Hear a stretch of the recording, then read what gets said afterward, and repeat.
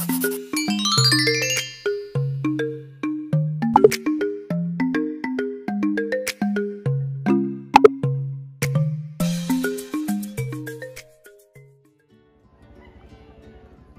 shells.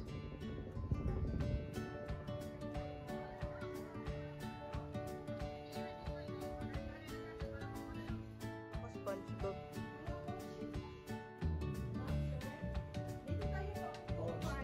May chance po na makaproduce sila ng sobra pa po sa 2 kilong perlas.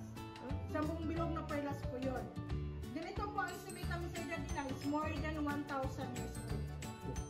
Para kasi malaman mo yung edad ng shell, yung process sa current ng tubig natin sa kanila. Itong mga ganitong scallops, very common sila sa summer, Masbate, at saka sa Hanging Islands. Kaya kung nakapunta kayo doon, kung napapasin niyo po yung buhangin na doon, may pagkapilis.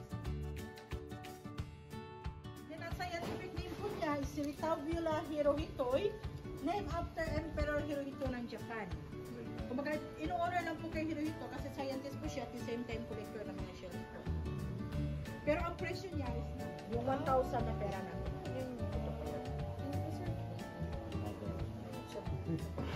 Yung ihip, as in ihip po. May technique po. Kasi na yung mga mag-iista eh. Kumbaga tayo ngayon is cellphone. Yung gano'n. Yung gano'n. Mahirap. May technique lang talaga. Parang tunog ng barko, yung pagkarating na barko.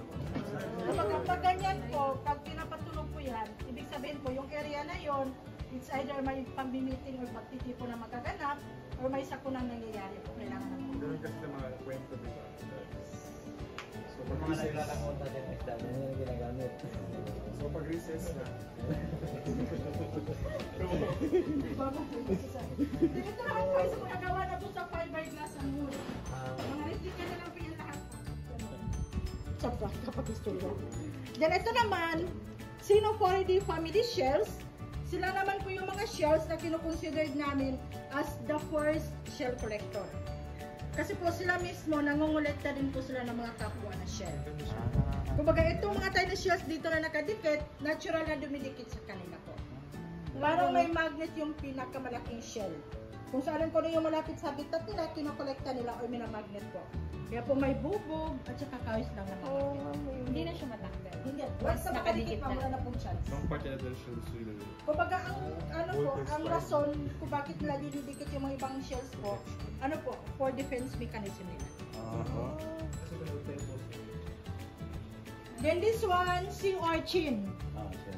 Tinatanggalan namin yung mga spike or mga tinikilik na sea urchin po, tapos ilagyan ng konting chemicals para hindi sila madaling mabasag po. Venomous yan, still edible naman. Kasi pag niluluto, mawala na po yung venom.